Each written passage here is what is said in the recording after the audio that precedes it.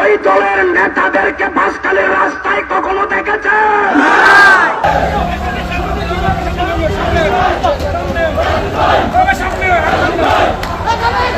বিএনপির জাতীয় স্থায়ী কমিটির সদস্য সালাউদ্দিন আহমেদ সহ বিএনপির জাতীয় নেতৃবৃন্দর চরিত্র হননের অপচেষ্টা এবং ষড়যন্ত্রের প্রতিবাদে চট্টগ্রাম দক্ষিণ জেলা বিএনপির সাবেক যুগ্ম আহ্বায়ক লিয়াকত আলীর নেতৃত্বে বাঁশখালী উপজেলা পৌরসভা বিএনপি এবং অঙ্গ সহযোগী সংগঠনের উদ্যোগে গণসমাবেশ এবং প্রতিবাদ মিছিল অনুষ্ঠিত হয়।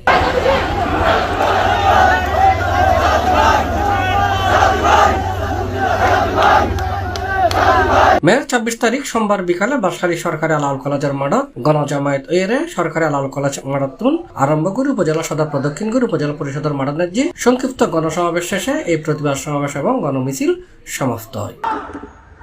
আজকে যদি গণ অভ্যুত্থানের ফসল গড়ে তুলতে চাই আমরা মেনে নিতে পারি? সালাউদ্দিন ভাইয়ের দোষ কি? সালাউদ্দিন ভাই আপনারা দেখেন না 2015 সালে গুম করেছিল। ৬৫ দিন গুম রাখার পরে ভারতের শিলংয়ে গিয়ে ওনাকে ফেলে আসা হয়েছিল।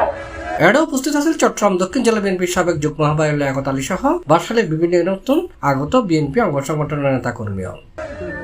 সেখানে উনি অবৈধ অনুপ্রবেশকারী হিসাবে সেখানে মামলার আসামি হয়ে গিয়েছিল, ঠিক কিনা?